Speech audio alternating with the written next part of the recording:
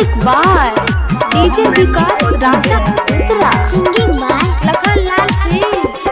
छोकछिए छे गानो कछिए शादी अब बात न होई तौरे रे बाबू सुनना। छोकछिए छे गानो कछिए शादी अब बात न होई तौरे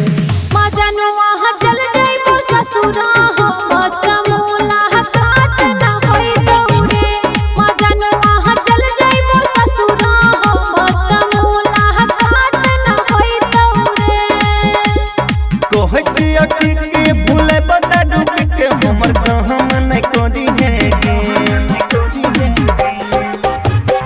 कोहचिया के भूले बता डूब के हमर कहम न करी है गे रनिया ससुरा जाई के बाद तू हमारा कहन न करी है गे रनिया ससुरा जाई के बाद तू हमारा कहन न करी है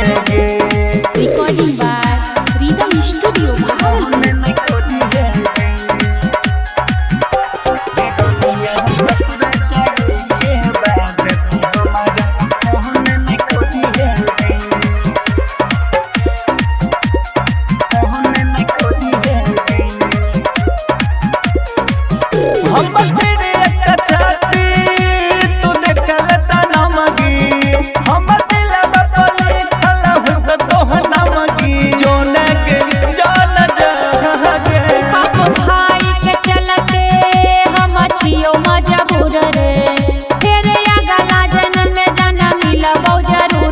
हमरा सतरानी दिला बस घात दोसर संग नहीं करी है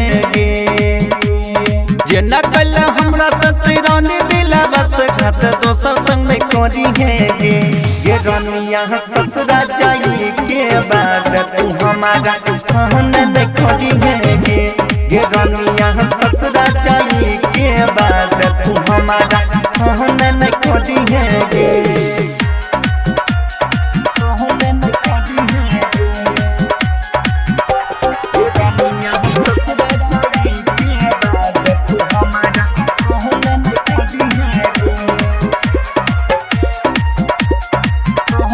recording by rhythm studio Bhagalpur.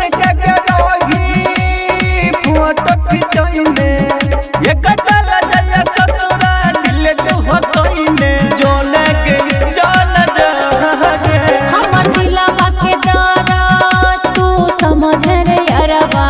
हंसहे Angika के बुलाई तू बसले है घरबा सही अलखना मन कस के तू अपन मन रे करी है गे सही अलखन राहुल के तू अपन मन रे करी है गे रनिया ससुरा जाई के बाद तू हमारा कहन नहीं करी है गे रनिया ससुरा जाई के बाद तू हमारा कहन नहीं करी है गे। Mix by Rahul Yadav.